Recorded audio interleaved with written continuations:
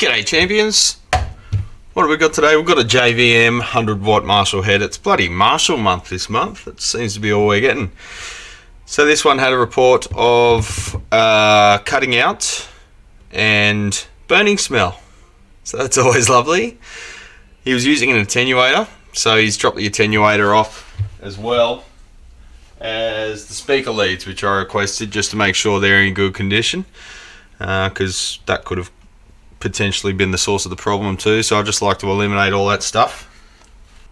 So here's the attenuator he's using, or load box, virtual cabinet, IR loader, blah blah blah blah. Essentially it's a, as far as we're concerned, it's a dummy load, and I'll crack that open as well and just check that over, because we don't know if the fault occurred in here or if the fault occurred in the amp yet. So it's always good when you're it's always good when your dummy load, your attenuator has a MIDI input in the USB port. What could possibly go wrong? So there's not a lot to see on the front of this. It's a well taken care of amp. It's all just looks like it rolled off the factory floor. Everything's intact. There's no cracked corners to the vent for once. It's nice. Alright, so these later Marshalls, the only fuse accessible from the rear is the mains fuse, so we'll check that out. It's supposed to be a 2 amp fuse, and it is T2A for time delay. We'll just check that that's got continuity. And it most certainly does, so that's promising. So let's take off the back cover and have a look. Now, this is where my camera kung fu comes into play. We're overexposed, so I'll put my wide ass hands there. Now you can actually read the label. I'll go away, label disappears. So there is a mod. That's a negative feedback mod, adjustable negative feedback. So the owner mentioned that he was adjusting that when the fault occurred. So we're gonna have a look at that area, see how the mod was implemented with much scrutiny. Alright, we've got a set of dusty JJ's EL34s, but they all look good, at least visually. And the preamp valves look good, at least visually. So again, that's promising. We're not counting our chickens just yet, but there's no absolute carnage, which is always a little bit disappointing, but good for the customer. So we'll get our mate Stanley, number 3 Phillips, and undo the screws, which have been reamed out by someone and are barely finger tight. So that does not bode well for that negative feedback mod, because chances are that's the bloke who opened it last and used the wrong screwdriver and had a limp wrist. It may have got loose during transit too. I won't be that mean. Alright, so I'll slide this out of the cab carefully and get rid of our cab. So there she is. It's got a Mercury 10 Henry choke, which isn't stock. The transformers are reasonably well secured. It's got the Belton valve shield on V1 there, which has the inevitably crumbling rubber O-ring. They always fall apart. They don't like the heat, but all the valves appear intact, so that's good. What I will do is remove the EL34s just so I can turn the thing over without having to use a million blocks. We're just inspecting at the moment, so we're not testing. Since there was a burning smell, I'm not powering this thing up until we establish where that smell came from. Alright, so here's the guts in all its glory. A bit of a complex amp. It's got some digital processing, and that's for the reverb, and you can see the board down there, and it's got a microprocessor, because it's a 4-channel. It has just push buttons and microcontrollers controlling the majority of the channel switching with relays. So, bit of a complex design. All the power supply and microcontroller stuff's up this end, all the audio stuff's up this end, and there doesn't appear to be anything super scabby, which is disappointing. There is mods throughout with ridiculously oversized caps, as all good modders know. The bigger the cap, the better the tones. So let's have a look at that. So when a cap is that big, that's the cap screaming out to you saying, don't use me in this amp. So you can see the footprint under that. Used to be a box cap or maybe a Panasonic EC, well, similar to these ones. I'm not sure what brand they are. I'll have to have a look. But yeah, I use sort of similar to these, and they're very compact and high quality and low tolerance. And everyone insists on using these. I don't know why. It's the branding, it's the hype, it's they sound better without me actually backing it up with any data. So everyone just shoehorns them in. You've got hot melt glue there, which is right on top of a valve, which will melt, well, it will melt and stop being glue, and it'll become a puddle. I just don't use these caps on a friggin' footprint that's half its size. It's just so dumb. Down here, look, you've got that piggybacked onto a resistor. So, yeah, I don't know. It's just an obsession with massively oversized caps. It's almost like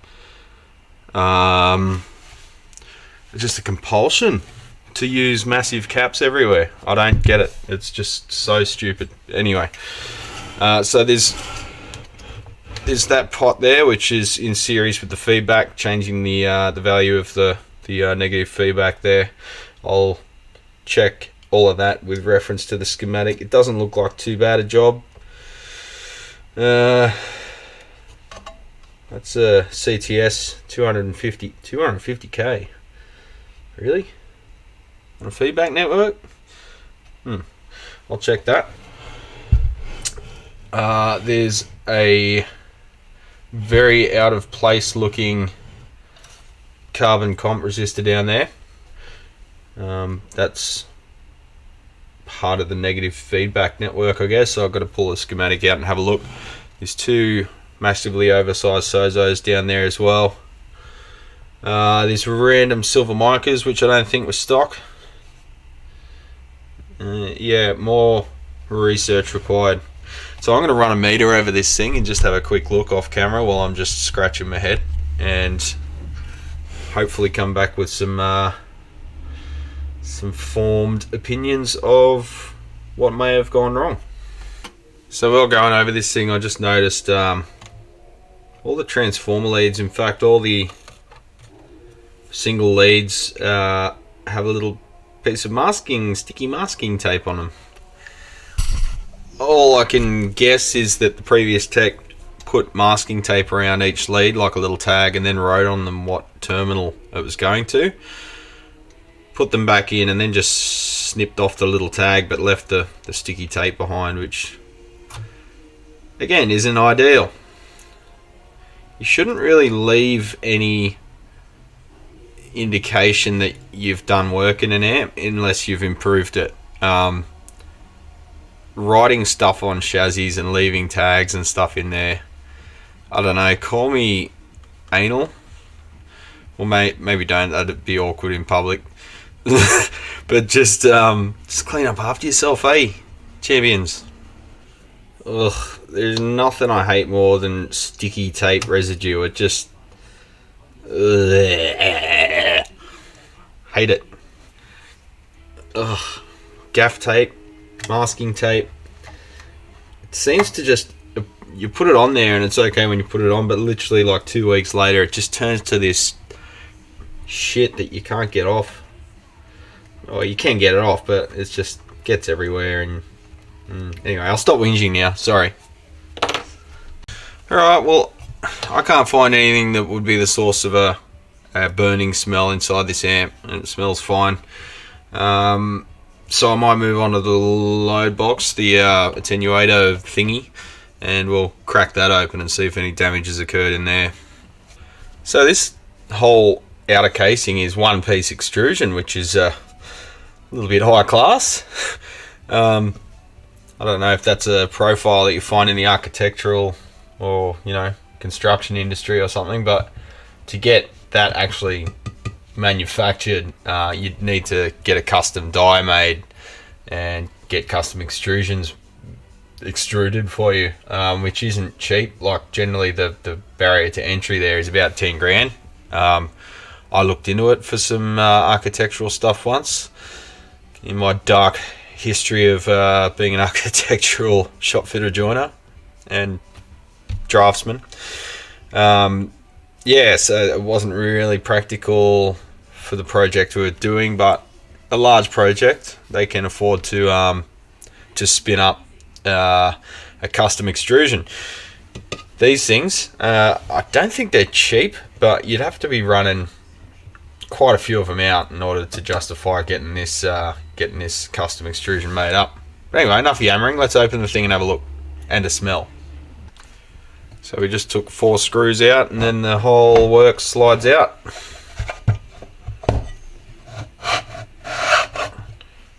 Heat sink there for the load resistors, and a bunch of circuitry. Might just have a smell. Excuse me for a minute. I'm not smelling anything dramatic. Just usual electronics type smell. Well, once again, we're not finding any obvious culprits. Of course, nothing's that easy around here, eh? So we'll keep digging. Well, we're just having a glance at everything. We'll just have a look at the cables as well. The speaker cable he was using. One that went between the amp and the load box. It's just tack soldered, not great, but it's still attached.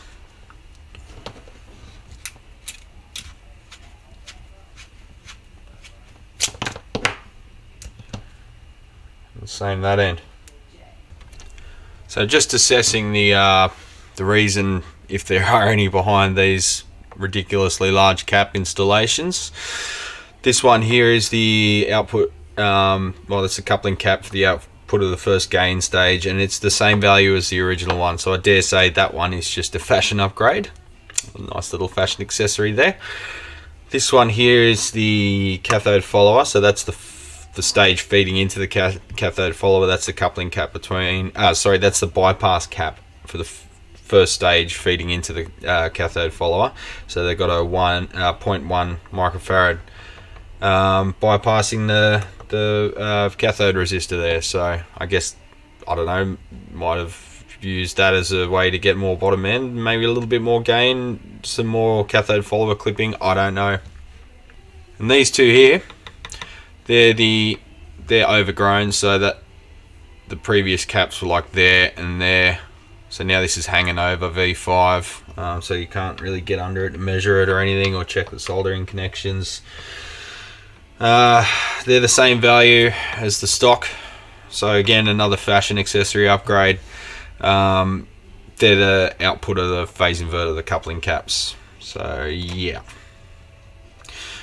Looking at the feedback network, they've cut that lead off this connector and hard soldered it to here, but these two are connected anyway. So if I go to the actual connector pin that's been cut off and where they've soldered it to, got continuity. So I don't know why they've cut it, if it was an accident or what. But yeah, all this one is a ground, and that's the actual feedback line there, which connects from there to there anyway. So don't know, not a mind reader. So just having a look at the valves before I pop them in and fire this thing up and see if we can glean any more info from its behavior. They look pretty good, Nick. No discoloration on the logo there. Getters are still intact. A little bit of corrosion on the pins. While cleaning that up with a brass bristle brush, and then we'll plug them in and just gingerly fire it up and see what's going on.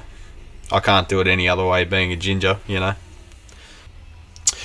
Right, so we're gonna gingerly fire this thing up. I'll give it a fraction of the mains input voltage first with both switches on, just to determine that the voltages are where they should be in the high energy side of the circuit.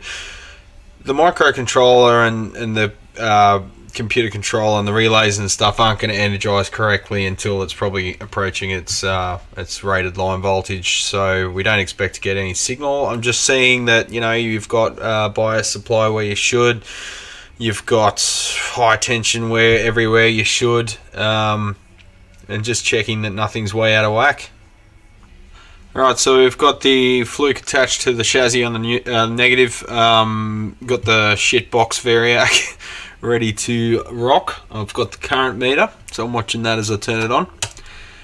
Gives a little burst when you first turn it on of current to energize the core. Now it drops down to 6.4 watts, whereas about what it is when it's unplugged.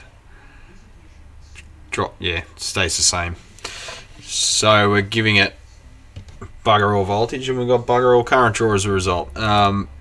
Voltage wise, we've got 4 volts input, so let's take that up to, say, let's go 24 volts.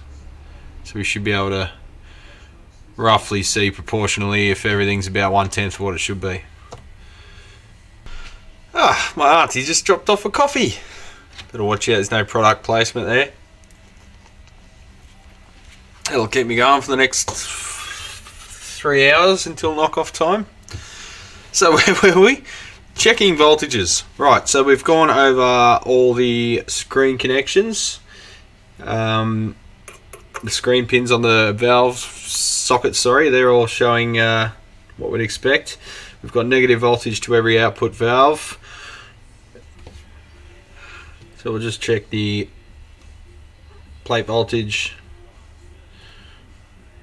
It'll be about the same as the screen, considering it's not loaded down with cold valves.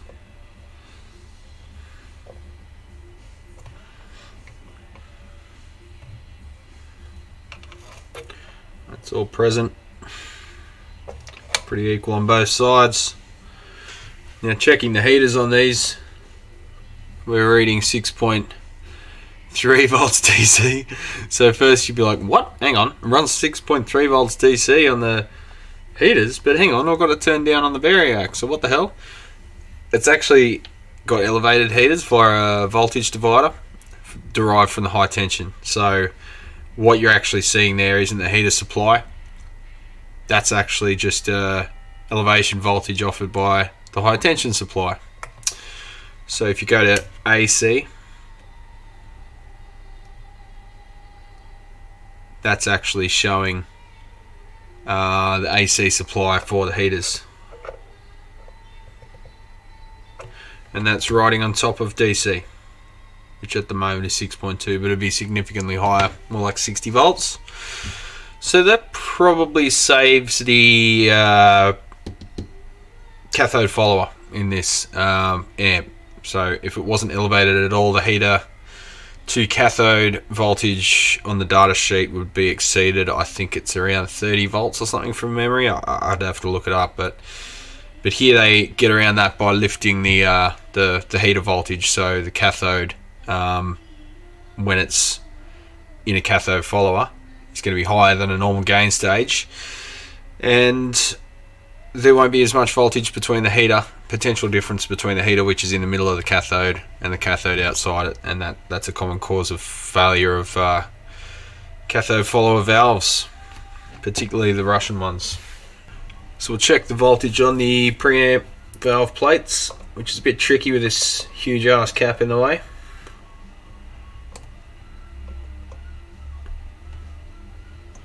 .48, 48, 49, yeah, you know, near enough's good enough. We're just seeing that they're present, not getting dragged down by anything, or no open circuit plate load resistors. Phase inverter up there.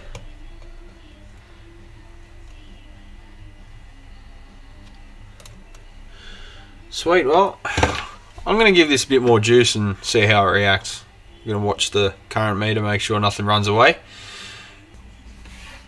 Now we've got a 1 kilohertz sine wave going into it. I'm just going to monitor the AC voltage that we're feeding it with, and inevitably, like I do every time, I'm going to jump when the relays click, because it's like a bit of a sphincter clenching moment when you got a reported amp that had a major failure and you slowly bring the voltage up.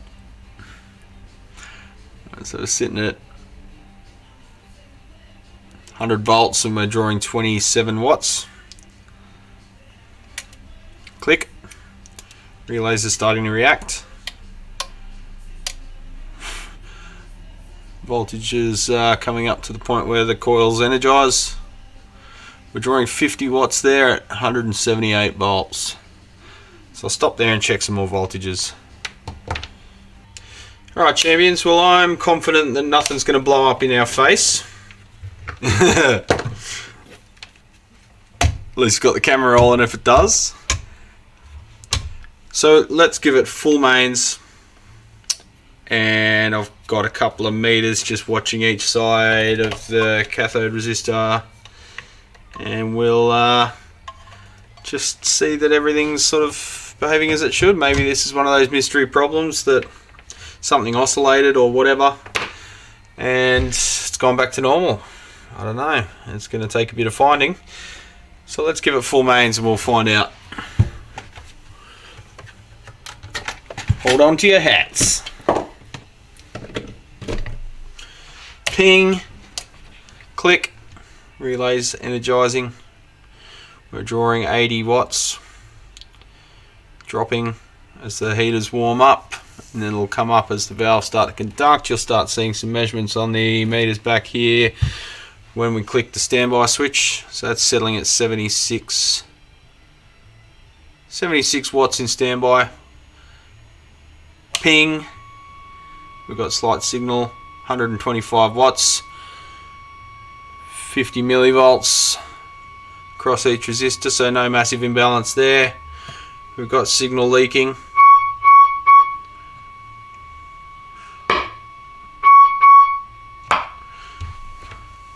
Let's turn that down a bit, check the noise floor. That's everything 12 o'clock. It's pretty well silent.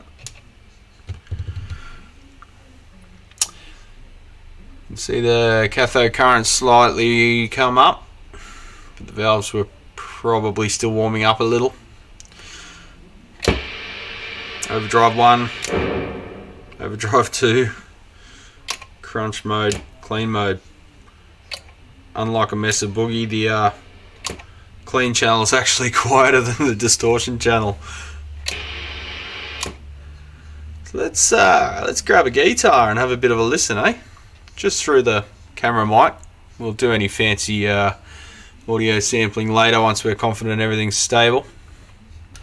Let's try something different today. I've got the FGN Boss with beefy slinkies tuned down to, I think, C, drop C, something like that, just to piss off the blues fanboys and the purists. We're going through a JVM after all. So let's just go with everything 12 o'clock again and we'll have a listen.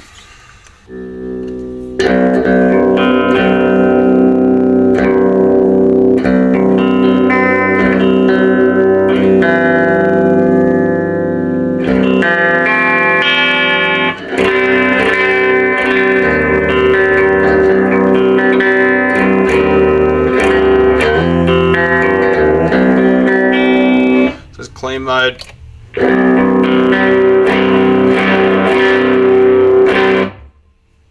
Slightly less clean mode, I don't know. One of the second master maybe. Yep.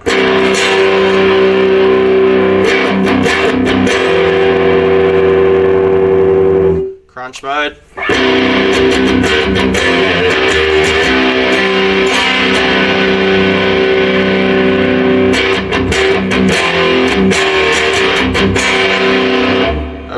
that's got a lot of reverb. Let's turn the reverb off for a sec. There's only 4 reverb controls, but all good. Overdrive 1.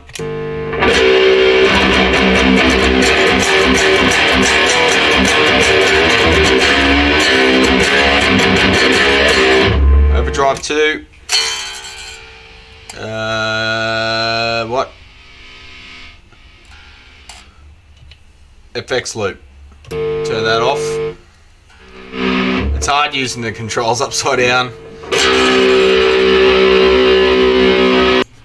Let's give it a bit more juice, see if anything changes.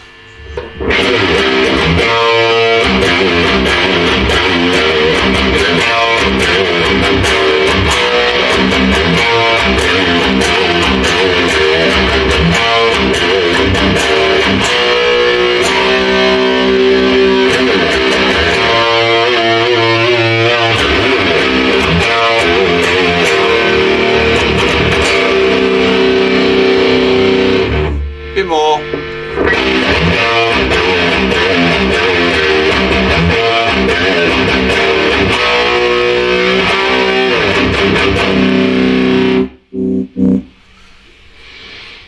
So no, everything seems pretty stable. More investigation required. So everything appears to be working as it should. So he mentioned that when he was changing the negative feedback knob, that's when everything went awry. I almost said awry. Awry. So let's play with that, and we'll watch the power draw just in case it's oscillating, and we'll watch the current on the output valves.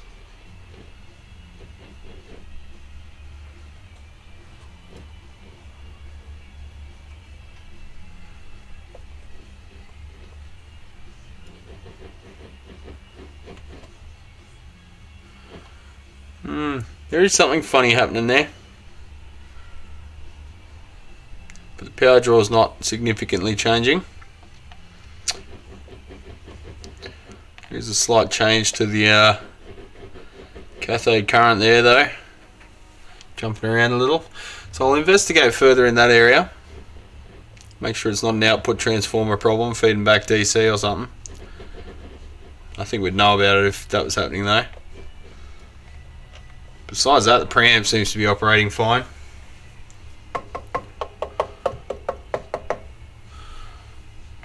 One of those problems. Elusive. Now you got to watch these JVMs. They're a little bit like Black Stars in regard to the fact that they still have the HD present pretty much everywhere when it's on standby. So that's standby's off at the moment. Oh, that's another one of those things, isn't it? The standby is on. Does that mean it's in standby? Or standby is on means the standby switch is switched to the on position and now it's, I don't know. Anyway, the standby switch is turned off, which means that normally there'd be no plate supply to any of the valves, but this has a silent recording feature, so the preamp still has to be energized. And for some reason they've chosen for the plates on the output valves to still have full HT on them. So we're just probing that now.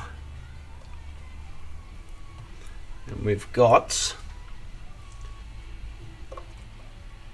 513 volts. 513. You can still hear the crackling from the speaker. So all they've done is cut the screen supply. So we've got 0.8 on all the screens. But we've still got plate supply to there and the output transformer, so you've got to be careful.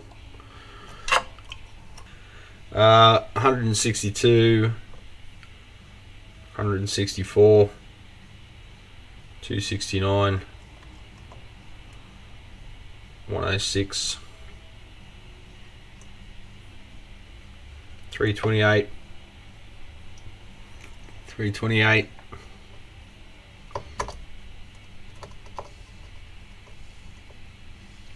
256, 387, 388,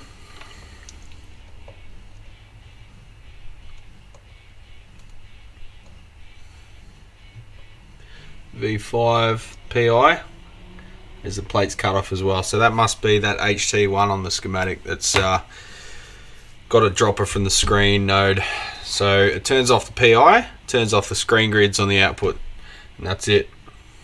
Turns off the Magnum PI. I should start calling the phase inverters Magnums to really confuse people. So I just switched it off. Just going to monitor the B plus there. Check that it's dropping, which it is.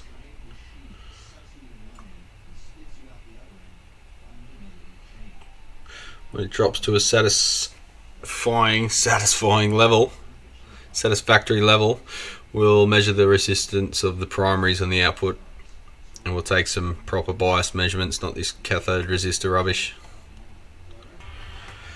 Alright champions, I'm just going to leave this thing to cook for a bit. Beauty of these meters, the Fluke 179 and 175, same series, whatever.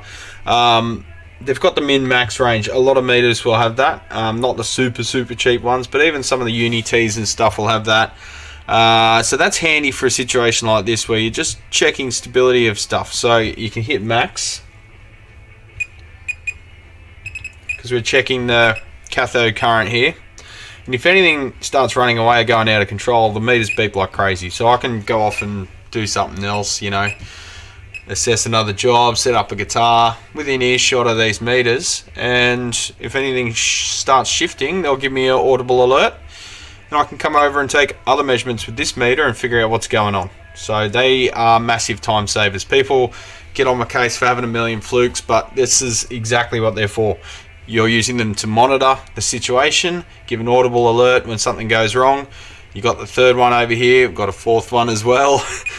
We can take multiple measurements all at once and rapidly troubleshoot any intermittent issues. So that's where they pay themselves off tenfold. So I might leave this one here.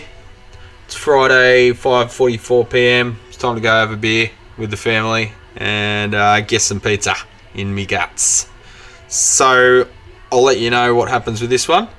It might just be a case of an intermittent attenuator box. Might have a thermal cutout or something in it. I've got to double check that. The heat smell might have just been him really pumping the power into that dummy load and the resistors heating up. The resistors often have some kind of oil or some kind of solvent in them from the factory. And when you first build an amp or first install like a cathode resistor and a cathode biased amp, you smell a hot smell from the resistors and you panic a little bit, but then you realize that it's just the factory smell coming out of the resistor, and it happens for about 5 minutes, and after that it's just it goes away. So it could have been those resistors in the dummy load heating up for the first time. So I'll have another talk to the customer, maybe get to the bottom of that, and just make sure the thing's stable. If it's stable and it puts out full power and puts out sustained reasonable power, like 50% power over a long period, we'll crank it up to, we'll test for microphonics and stuff, and if that's all cool, then I'd say it's just a one-off event, probably to do with use case scenario with the dummy load. So anyway, take it easy champions. If anything pops up, you'll see more of this video. If not, I'll leave it here. Have a good one. Thanks for watching. Subscribe for me, would yous? I mean, make me feel like I'm doing this for a reason. Thank you everyone who's subscribed so far. Rock on. You know you're bloody champions, don't you? Yes, you do.